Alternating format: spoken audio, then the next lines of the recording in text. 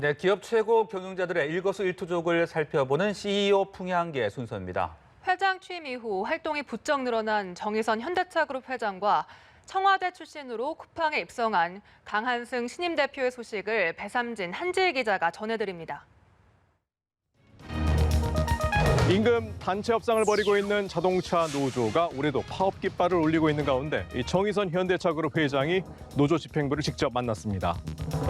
이 회장이 직접 노조 집행부를 만난 건 2001년 이 정몽구 명예회장 이후 19년 만입니다. 이 새 총수가 들어선 만큼 새로운 노사 관계에 발판을 마련하자는 의미겠죠. 이 자동차 산업은 급변기입니다. 이 정 회장이 첨단 모빌리티 솔루션 기업으로 탈바꿈시키겠다는 것도 이런 움직임을 보고 있는 겁니다. 2022년에는 테슬라와 전기차 대전을 치러야 하고 이를 위해 선제적으로 인력 재배치가 돼야 하는데 노사 협력이 필수겠죠. 이 노조를 만나는 날 문재인 대통령은 울산을 찾아가서 이 승진한 정 회장에게 우리 회장님이라고 부르기도 했습니다. 회사를 그만뒀던 세계적인 자동차 디자이너 동커볼케 부사장을 다시 불러들이는가 하면 이 전북 현대 이동국 선수 은퇴식에 직접 참석해서 이 스킨십에 나섰죠. 이 재계 순위 2위로 가장 한국적인 기업이라는 평가를 받고 있는 현대차의 이 젊은 총수로서 새로운 시대가 요구하는 이 새로운 리더십을 만들어가고 있어 주목됩니다. 인재 영입이 끊이지 않고 있는 쿠팡. 이번에는 청와대 법무비서관 출신의 강한승 전 김앤장 변호사를 대표이사 사장으로 영입했습니다. 강 신임 대표는 경영관리와 법무 분야를 총괄합니다.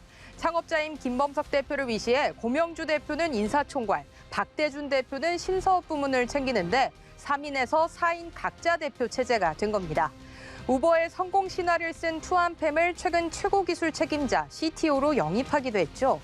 쿠팡은 로켓 배송뿐만 아니라 신선식품 서비스인 로켓 프레시와 배달 서비스인 쿠팡 이츠 등으로 신사업을 확장 중인데 동영상과 중고거래까지 서비스 다각화를 추진하고 있습니다. 치열한 커머스 시장에서 승자가 되려면 서비스 품질 개선과 기술 혁신은 물론 회사 리스크 관리와 이미지 개선 등 챙겨야 할 부분이 많습니다. 빅테크 플랫폼 기업들은 법률 전문가들을 선호하는데요. 앞서 네이버에서는 판사 출신인 김상원 대표를, 다음 카카오에서는 미국 변호사 출신인 이서구 대표를 영입한 바 있습니다. 두 사람의 전례를 볼 때 플랫폼 규제 강화와 근로자 사망 사고, 저작권 문제 등 법률적 이슈가 터질 때 그야말로 몸값만큼 외풍을 막아달라는 의미로 해석됩니다. 이 택진이 형이 거기서 왜 나와? 이 자사 게임 홍보 모델로 등장하면서 유행어가 됐는데 이 김택진 NC소프트 대표의 정계의 진출설이 한때 회자됐습니다. 서울시장 후보들에 대한 옥석 가리기에 들어간 김종인 국민의힘 비대위원장이 NC소프트 본사를 방문해 김 대표를 만나면서 불거졌는데요. 김 대표는 전혀 뜻이 없다, 나는 기업가다라고 일축한 점에서 그의 정계 진출 가능성은 낮아 보입니다. 김 대표는 이 국민의힘 정책간담회에서 정치가 때리면 맞으면서 견뎌야 한다. 그런 과정 속에서 대화의 기회를 가지면서 성장을 모색할 수밖에 없다고 언급한 것으로 전해졌죠. 대기업일수록 정부 규제가 센 업종일수록 기업들이 주눅들고 소가리를 한다는 뜻인데 기업인들의 속내를 반영한 뼈 있는 말로 평가가 됩니다.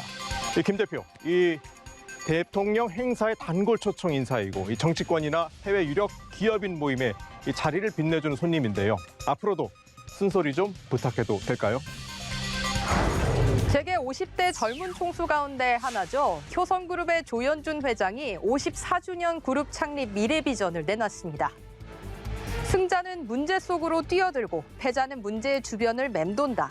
승자는 눈 쌓인 벌판을 밟아 길을 만들고 패자는 쌓인 눈이 녹기를 기다린다. 코로나19로 어려우니 위기 극복을 잘하고 신사업 개척을 잘하자는 말입니다. 스판덱스와 타이어 코드 등에서 세계 1위인 효성은 탄소 섬유와 액화수소, 데이터 센터로 상업 영역을 확장하고 있는데요. 문제는 200억 원대 횡령 배임 혐의로 재판을 받고 있어서 조 회장의 발목을 잡을 수 있다는 점입니다. 지난달 항소심 재판에서 검찰은 징역 4년을 구형했는데요. 변호인 측은 신사업을 추진하는 과정에서 직접 자금을 조달하는 등 희생한 건데 사익을 추구한 것처럼 잘못 비춰지고 있다고 반론을 폈습니다. 선고 공판은 오는 25일에 있는데요. 한치 앞을 내다보기 어려운 시기, 법원이 어떤 판단을 내릴지 주목됩니다. 미국 대선이 끝나면서 우리 기업들도 미 대선 결과에 맞춘 전략을 세우고 있을 텐데요. 위기와 기회는 동시에 온다는 점에서 철저한 분석을 통한 대응이 필요해 보입니다. 이번 주 CEO 풍향계는 여기까지입니다.